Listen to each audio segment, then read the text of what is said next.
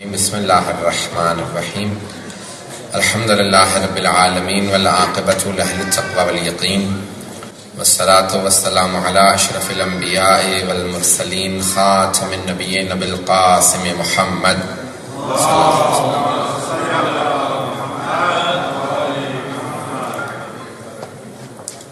وعلی آلہ الطیبین الطاہرین المعصومین لا سیما بقیۃ اللہ فی الارضین روحی وارواح العالمین لتراب مقدمہ الفدا واللعنۃ الدائمۃ علی اعدائہم اجمعین من الآن الی قیام یوم الدین اما بعد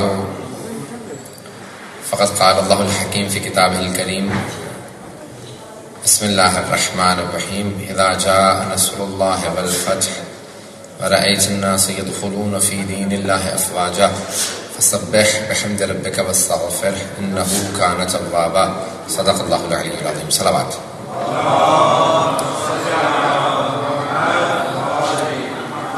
وعجل فرجهم سب سے پہلے تمام حاضرین مجلس کو اس جشن کے شرکت کرنے والوں کو مبارکباد پیش کرتا ہوں.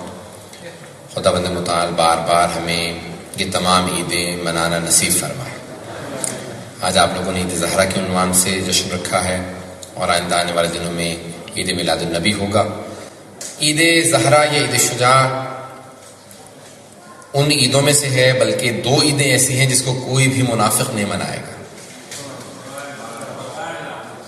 فرماتے ہیں معصوم کہ عیدیں سب منا لیتے ہیں لوگ، عید میلاد النبی بھی لوگ منا لیتے ہیں، عید الفطر عید الاضحیٰ سب مسلمان مناتے ہیں، لیکن کہا کہ دو عیدیں ایسی ہیں جس کو کوئی منافق کبھی بھی نہیں منائے گا. ایک عید غدیر، دوسری عید زہرا.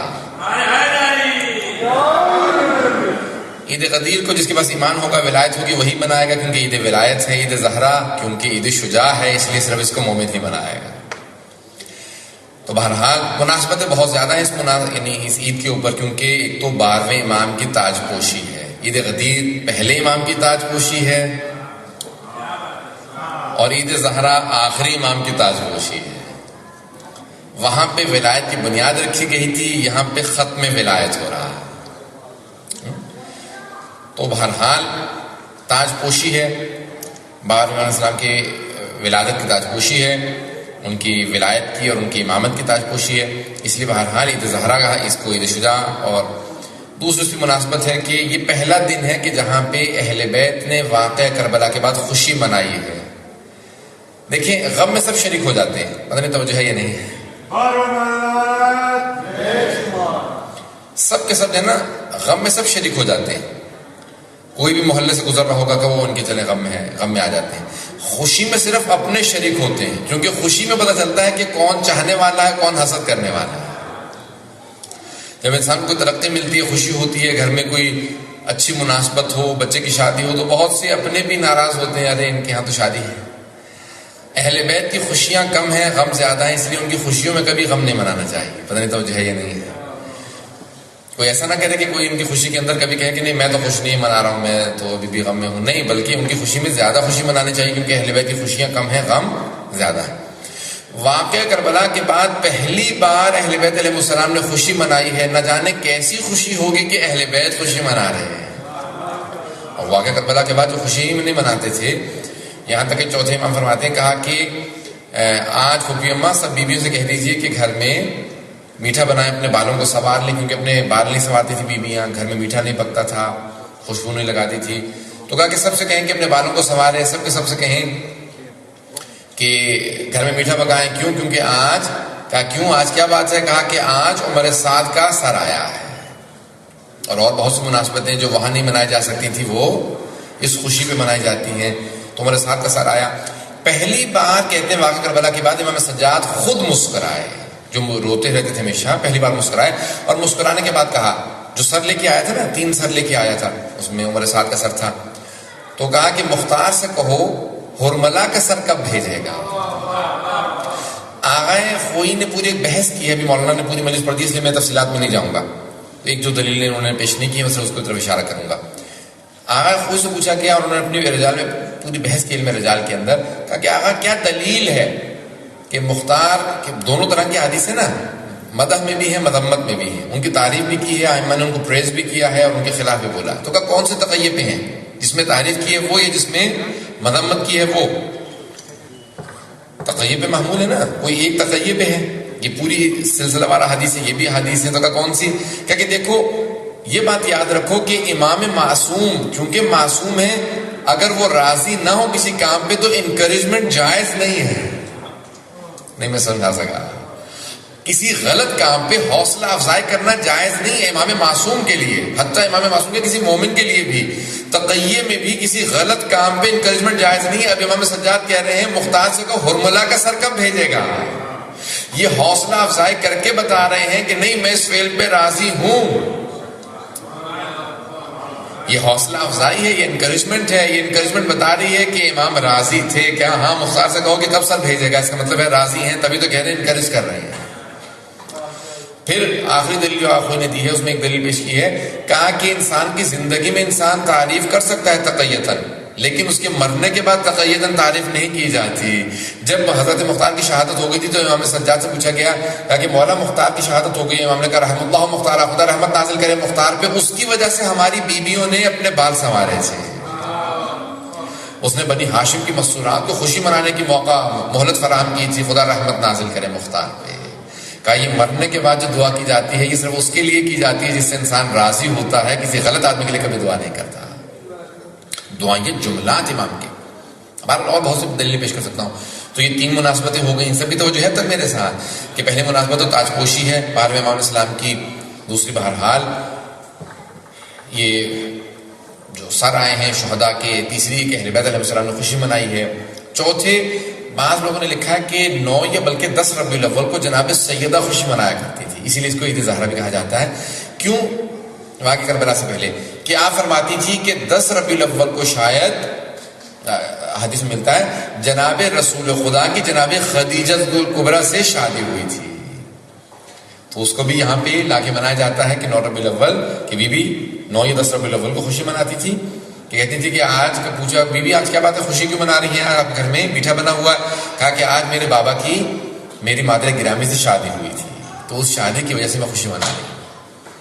تو 4 مناسبتیں. اس کے علاوہ بہرحال اور بھی مناسبتیں ہیں جو آپ لوگوں کے انشاءاللہ تعالیٰ ذہن میں آ جائیں گی. ایک نعرہ بھی لگ چکا تھا پہلے انشاءاللہ تعالیٰ اسی حوالے سے کہ کہاں سے کہاں مناسبتیں لے کے جائی جاتی ہیں تاکہ وہ ذہن میں رکھی جائیں اور اس کے حساب سے پھر خوشی منائی جاتی ہے کہ اہل بیت علیہ السلام نے کہا ہے کہ آج دشمن ایسے دشمن دنیا سے گئے ہیں جن کو فرعون آل محمد بھی کہا گیا. محمد و آل محمد کے اوپر جس نے فرعون کا کردار ادا کیا ان کے خلاف، وہ دنیا سے گیا. تو اس لیے وہ ساری کی ساری خوشیاں 9 ربیع الاول کو منائی جاتی ہیں.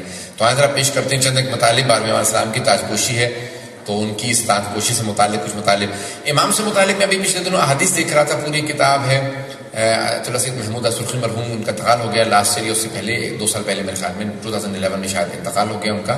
ان کی 2 جلدوں پہ کتاب، کئی کتابیں ہیں ان کی، لیکن ان کی 2 جلدوں پہ ایک الملاحم الفتن ہے آخری زمانے سے متعلق 4 جلدوں میں انسائکلوپیڈیا 2 جلدوں پہ کتاب ہے. اس میں دیکھ رہا تھا کہ آخری زمانے میں کیا ہوگا کیا ہوگا کیا ہوگا، ظہور کب ہوگا. تو اس میں تھا کہ امام کا ظہور آڈ ایئر میں ہوگا، ایون نہیں آڈ ایئرز میں 1 3 5 جیسے نا، طاق عدد میں ہوگا، جفت میں نہیں ہوگا.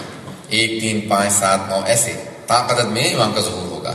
اور پھر کہا کہ ظہور سے پہلے کے علامات جو بتائی ہیں، کہا کہ ایسے ایسے حالات ہو جائیں گے، یہ ہوگا یہ ہوگا یہ ہوگا. کہ امام نے پورا کا پورا اپنی احادیث کے اندر پوری تمہید باندھی ہے اور اس کے اندر علامات میں بتایا ہے کہ دیکھو یاد رکھو جب امام کے ماننے والے ان کی کیفیت کیا ہوگی.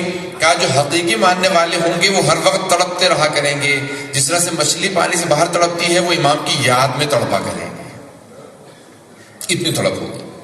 اور دوسری طرف فرماتے ہیں کہا کہ لیکن ایمان کی کیفیت یہ ہوگی کہ صبح کو ایمان ہے اور شام کو نہیں ہے، اور شام کو ہے تو صبح کو نہیں ہے. ایسے باقاعدہ سائیکل. یعنی یہ نہیں ہے کہ کبھی انسان مومن ہو گیا تو پھر مومن ہی رہے گا، کبھی منافق ہو گیا یا مثال کے طور پہ ایمان ضائع ہو گیا تو پھر ایمان نہیں. ایسا نہیں ہے، بلکہ ویریشن چلتا رہے، گراف ایسے چلے گا ایمان کا، آج ہے نہیں ہے نہیں ہے نہیں ایسے چلے گا. تو باقاعدہ صبح شام میں باقاعدہ فرق آتا چلا جائے گا. یہ آخری زمانے کے اندر ہوگا. کہا کہ جھوٹے کی تصدیق کی جائے گی، جھوٹے کی تصدیق کی جائے گی اور سچے کی تکذیب کی جائے گی. پتہ نہیں سمجھا پایا کہ نہیں. یعنی جو جھوٹے ہیں نا اس کو کہتے ہیں سچ کہہ رہا ہے، اور جو سچ کہہ رہا ہوگا اسے کہیں گے جھوٹ بول رہا ہے. کہ ایک ایسا وقت آ جائے گا کہ جھوٹے کی تصدیق کریں گے لوگ اور سچے کی تکذیب کریں گے. ابھی آج ایک ایسا دور ہے کہ جہاں پہ بہت یعنی کیسے لگتا ہے جیسے پتہ نہیں اس زمانے میں کوفہ تھا، آج پوری دنیا کوفہ بن چکی ہے، پتہ نہیں کیا عالم ہے کہ ایک کیفیت ایسی بدل گئی ہے کہ کہیں پہ بھی آپ اعتماد نہیں کر سکتے. کہا پھر آخری زمانے کے اندر بدترین لوگ وہ ہوں گے کہ جو دین سے دنیا کمائیں گے. دین سے دنیا کمائیں گے، اس کی وضاحت کی ضرورت تو نہیں ہے. دین سے دنیا کمائیں گے. کہا بدترین لوگ وہ ہوں گے جو دین سے دنیا کمائیں گے. یعنی ہوگا دین کا لبادہ، دین کا سامنے روپ ہوگا، اور ہوگا سب کچھ دنیا داری، سب کچھ دکھاوا، سب کچھ بے دینی، لیکن سامنے رکھیں گے دین کو پیش کریں گے، لیکن دین مقصود نہیں ہوگا. ہمارے دور کی تو بات ہی نہیں، پتہ نہیں کس دور کی باتیں ہو گئی ہیں. تو بہرحال دین سے لوگ، بدترین لوگ ہوں گے جو دین سے دنیا کمائیں گے. آپ کہا کہ سب سے زیادہ تم ہمارے ہی مؤمنین جو ہمارے چاہنے والے ہوں گے نا، انہی سے اپنے ایمان کو محفوظ رکھنا. وہ کئی مرتبہ تمہارا ایمان چرا لیا کریں گے، ایمان چرا لیا کریں گے، ایمان ضائع ہو جائے گا. ملو گے ایمان چرا لیں گے، کچھ ہوا ایمان ضائع ہو گیا. تو کہا ایسا جب وقت آ جائے گا نا کہ جہاں صبح شام ایمان بدل رہے ہوں، تو پھر اس کو گوشہ نشینی اختیار کر لینا. ٹھیک ہے کون اپنے گھر کو سنبھال لینا جتنا ہو سکے. یعنی یہ نہیں ہے کہ پھر سارا کا سارا دوسروں کے لیے زمینیں چھوڑ دیں، نہیں یہ نہیں ہے، بلکہ جتنا ہو سکے لوگوں میں کم سے کم مکس ہو. ہمارے میں امریکہ میں نے کہا کیا بات ہے آپ جلدی چلے جاتے ہیں مجلس کی بات کا، لیکن آپ نے یہ نہیں کہا کہ میں سب سے پہلے آتا ہوں. ایک مومن تھے بیچارے، وہ بزرگ تھے. میں نے کہا آپ سب سے پہلے مجلس ختم ہوتی ہے، اس کے بعد آپ نظر نہیں آتے. کہا مجلس ختم ہوتے ہی میں فوراً چلا جاتا ہوں، لیکن یہ ہے کہ میں سب سے پہلے آتا ہوں. میں نے کہا کیوں، کیا وجہ ہے؟ کہا پہلے آنے میں کیا ہوتا ہے کہ بہت کم لوگ ہوتے ہیں اور آخر میں سب سے زیادہ ہوتے ہیں. تو آخر میں کیا ہوتا ہے کہ غیبتیں شروع ہو جاتی ہیں. میں غیبتیں جب شروع ہونے سے پہلے نکل لیتا ہوں کہ ابھی عبادت کی ہے، ضائع ہونے سے پہلے چلے جاؤ.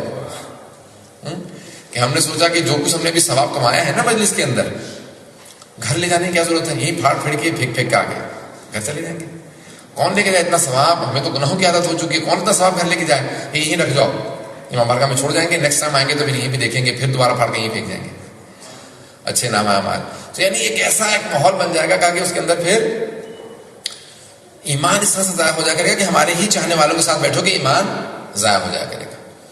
کہیں آخری زمانے کے اندر ہوگا. کہا کہ اس وقت کون کیسے ہوں گے؟ مومن کی علامت کیا ہوگی؟ کہا کہ مومن کی سب سے بڑی علامت یہ ہوگی کہ وہ خراس گونگے ہوں گے،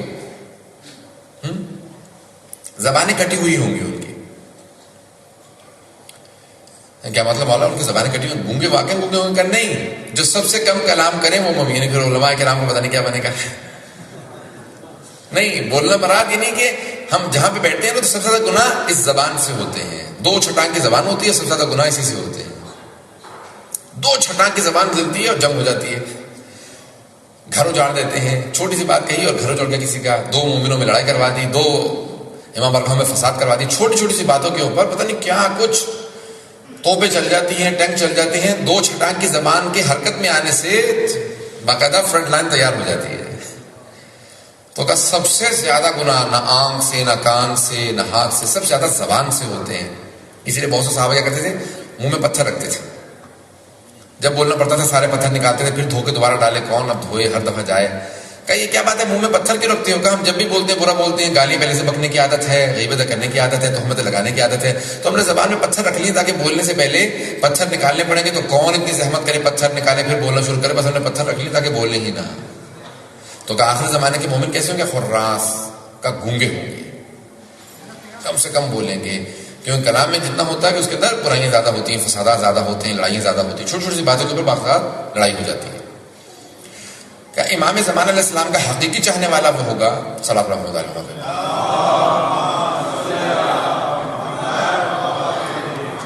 واجل فرجہم. بس 5 سے 10 منٹ آپ کو زحمت دوں گا. تو امام زمانہ کے چاہنے والے کہا کہ مولا کیا علامات ہوں گی؟ کہا کہ بے انتہا علامات ہیں چاہنے والے.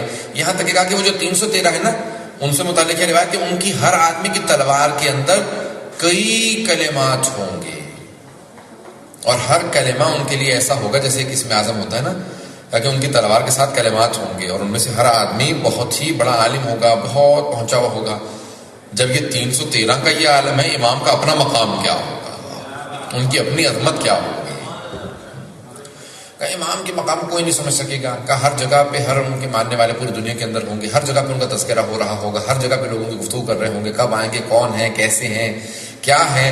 کہ ہر جگہ جہاں گفتگو ہو رہی ہو سمجھ لو جس کے متعلق گفتگو ہو رہی ہے وہ وہی ہے جس نے آنا ہے. پوری دنیا کے اندر آنے والے کی گفتگو ہر جگہ ہوگی. سب سے بڑی علامات آخری 6 مہینے کی علامات ہیں. بہت سے اس کے اندر بہرحال بعض جگہوں پہ ہے کہ 10 علامات ہیں، بعض جگہوں پہ 5 ہیں، 6 ہیں.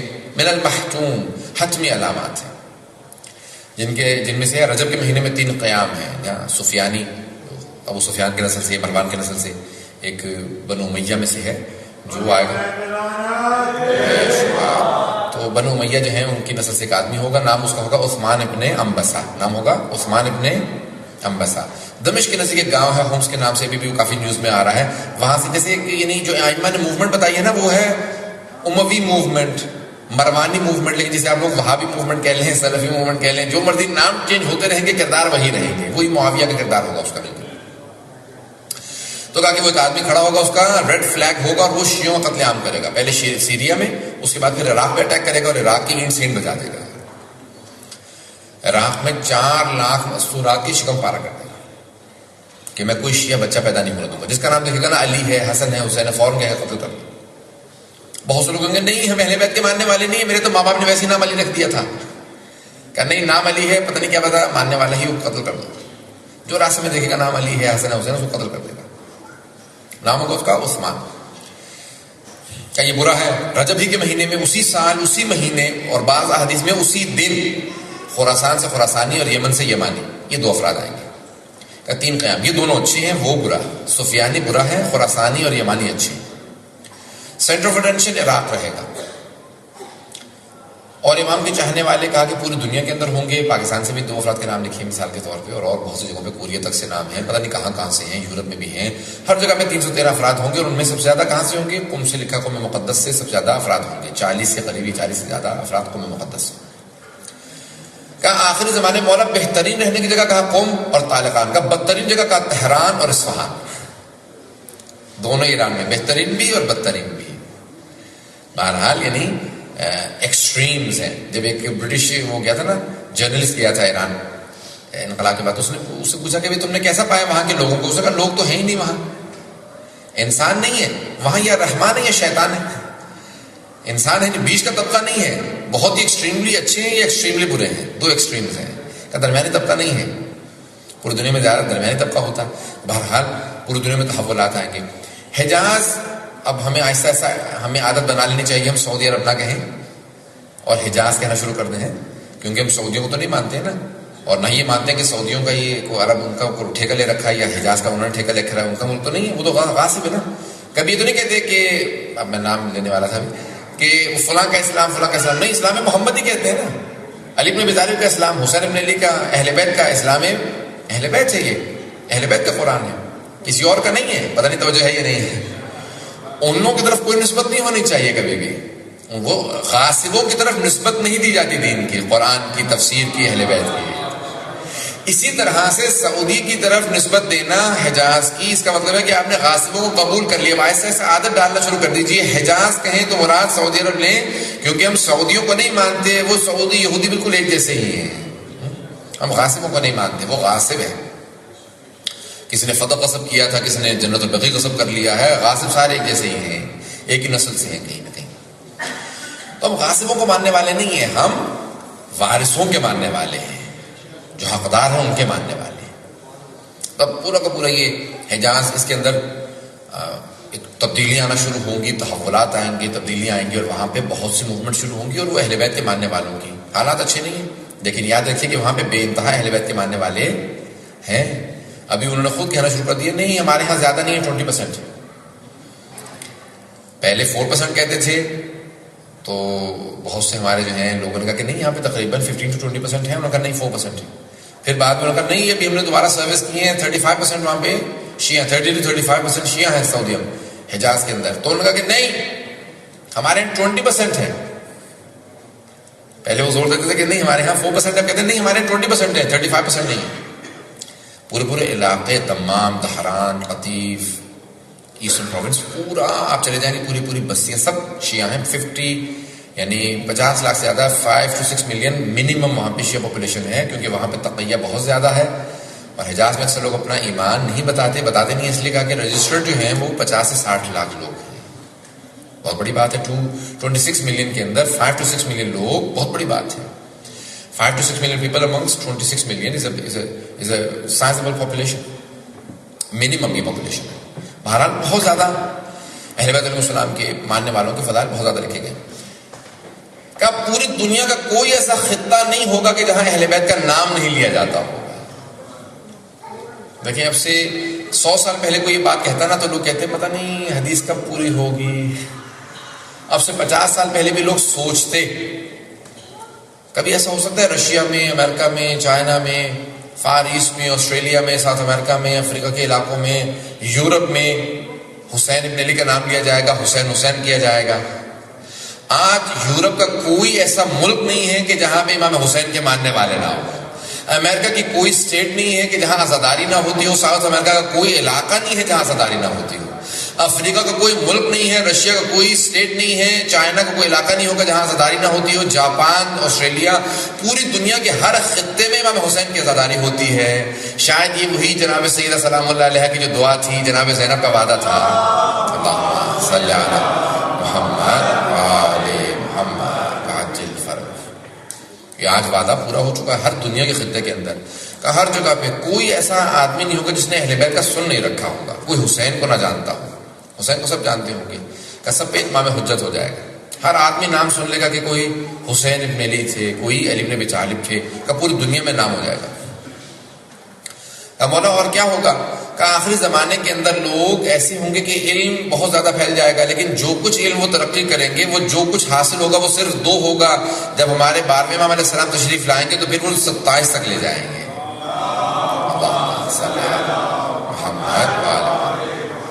ریشیو آف نالج جو ہے علم کا تناسب 2 to 27 ہوگا. 2 اور 27 کا ریشیو ہوگا. جو کچھ ظہور سے پہلے ہوگا وہ صرف 2 عدد ہوگا، ظہور کے بعد 27 عدد ہو جائے گا. 2 to 27 ریشیو آف نالج. مولا کون کون سے ادیان ہوں گے، کون کون سے دین رہ جائیں گے؟ کہا کہ ایک ایسی جنگ ہوگی آخری زمانے میں یہودیوں اور مسلمانوں میں کہ اگر پتھر کے پیچھے بھی یہودی چھپا ہوگا تو پتھر کہے گا اے مسلمان میرے پیچھے یہودی چھپا ہوا ہے. پتھر خود یعنی اتنا نہیں ہے کہ پتھر بولنے لگیں گے، یعنی یہ کنایا ہے، یعنی ایک علامت ہے امام کی طرف سے ایک بات کا.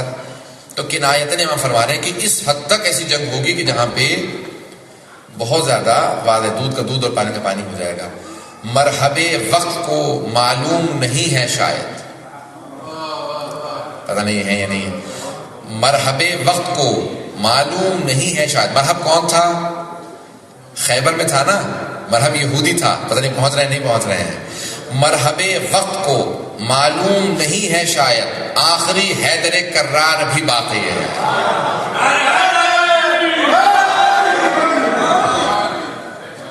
تو پوری دنیا کے اندر جو ہے ایک ایسا چرچا ہوگا. اور کہا امام علیہ السلام کے زمانے میں جیسے خود آئنسٹائن سے پوچھا گیا تھا نا، کہا کہ ابھی 3rd ورلڈ وار کیسی ہوگی. میں آخری جملے کہہ رہا ہوں کہ 3rd ورلڈ وار کیسی ہوگی. کہ مجھے 3rd ورلڈ وار کا نہیں پتا، کیونکہ اس کے زمانے میں ایٹم بم بن چکا تھا، نیوکلیر وار کے خدشات تھے کہ اگلی نیوکلیر وار ہوگی. اس نے کہا 3rd ورلڈ وار کا مجھے نہیں پتا کیسی ہوگی، کیونکہ میرے بعد ہی کبھی ہوگی، میں تو بوڑھا ہو چکا ہوں، میں مر جاؤں گا. تو کیا کچھ اب آگے دریافت ہونے والا ہے، کیا انوینشنز ہونے والی ہیں، نہیں معلوم. تو کہا کہ 3rd ورلڈ وار کا مجھے نہیں پتا، لیکن 4th ورلڈ وار بتا سکتا ہوں. اس نے کہا 4th ورلڈ وار جو ہے نا وہ ڈنڈوں سے پتھروں سے ہوگی. ہم سب کچھ ختم کر دیں گے. یہی اسی لیے معصوم نے کہا تھا تلوار چلانا سیکھ لینا، تلواریں باقی رہ جائیں گی، باقی تم سب کچھ خود ختم کر دو گے. کیسے ختم ہو جائے گا؟ مولا کا انسان خود ہی ختم کر دے گا. ظہر الفساد فی البر والبحر بما کسبت ایدی الناس. سارا انسان کا کردہ انسان کا، کوئی مگرمچھ نہیں، کوئی کروکوڈائلز نہیں، کوئی ولفز نہیں، کوئی نہیں. یہ انسان ہے سارے کے سارے فتنہ فساد کرنے والا. سب سے بڑا ولف یہی ہے، سب سے بڑا مگرمچھ ہی انسان ہے. تو اللہ کہتا ہے کہ نہیں، ظہر الفساد فی البر والبحر، کا زمین پہ اور سمندروں میں جو کچھ مسچیف دیکھتے ہو، جو کچھ کرپشن دیکھتے ہو، یہ ساری انسان کی ہے. انسان سے بڑا کوئی بھی جانور نہیں ہے، کوئی خطرناک اس سے نہیں ہے. بڑے سے بڑا جانور ڈرتا ہے، بس پروردگار انسان سے بچا لے. اور اس کے اندر وہ بھی اگر خدا نہ خواستہ کوئی ایسا کوئی وہابی قسم کا جو ہے وہ انسان ہو کہ جو ہر چیز کو حلال کر لے، ہر قتل کو جائز قرار دے دے، ہر چیز کو. تو اسی لیے بہت سے لوگ کہتے ہیں کہ اگر کوئی جال کے اندر حرام جانور میں پھنس جاتا ہے نا تو وہ رونے لگتا ہے، کہا کہ نہیں، یہ تو مجھے کسی کٹ ملا نے مجھے اپنے اس میں جال میں پھنسا لیا ہے، یہ کوئی نہ کوئی فتویٰ دے کے حلال ہی کر لے گا. کیونکہ آج خوشی کا دن ہے، اس لیے میں نے کہا کہ اشارہ کرتے چلیں. تو حضرات پوری دنیا انتظار میں ہے کسی ایسے مہدی برحق کے کہ جس کے لیے کائنات سارے انبیاء انتظار میں رہے، ہر امام انتظار میں رہا، جناب سیدہ انتظار میں رہی، اللہم صلی علی محمد، اور ان کی تاکوشی تھی منڈے کو. تو آپ سوچئے کہ جس کے لیے سب نے انتظار کیا ہو، کیسا منتظر ہے، کیسا منتظر ہے کہ جس کے انتظار میں ساری دنیا ہے، ساری کائنات، جس کے لیے حضرت آدم سے لے کے خاتم تک سب کے سب احادیث کہتے رہے، جس کے لیے پہلے امام سے لے کے 11ویں امام سب کے سب کہتے رہے، جس کے لیے میدان کربلا کے اندر ہر شہید کہتا رہا، ہر اسیر کہتا رہا یاد رکھو ظلم مت کرو، کیونکہ کوئی مہدی آنے والا جو ہر ظلم کا بدلہ لے گا. تو ہر ظلم کا بدلہ لینے کے لیے کسی مہدی برحق کے لیے ہر ایک نے خبر دی ہے. پروردگارا وہ جو خبر دی گئی ہے ہمیں ان کے چاہنے والوں میں شمار فرما، ہمیں ان کے آوان و انصار میں شمار فرما. پروردگارا ہمیں ہمارے امام کی، ہمیں ہماری گناہ گار آنکھوں کو امام زمانہ کی زیارت نصیب فرما، ان کا ظہور دیکھنا نصیب فرما، ہم سب کی عاقبت بخیر فرما. پروردگارا دشمنان اہل بیت کو نیست و نابود فرما. پروردگارا جتنے بھی اہل بیت کے دشمن ہم سب کو غارت فرما. پروردگارا مؤمنین کی حفاظت فرما، خصوصاً بحرین میں، عراق میں، افغانستان میں، پاکستان میں، سب کے سب مؤمنین کی حفاظت فرما. طالبان کو غارت فرما. پروردگارا ہمارے مقامات مقدسہ کی حفاظت فرما، خصوصاً نجف و کربلا کی حفاظت فرما، شام کی حفاظت فرما، دمشق کی جناب سیدہ زینب کے روضے کی اور بیویوں کے روزوں کی حفاظت فرما. ربنا تقبل منا انك انت السميع العليم بحق محمد وآله الطيبين الطاهرين المعصومين. صلوات. برحمتك يا أرحم الراحمين، وصلى الله على محمد وآله الطاهرين.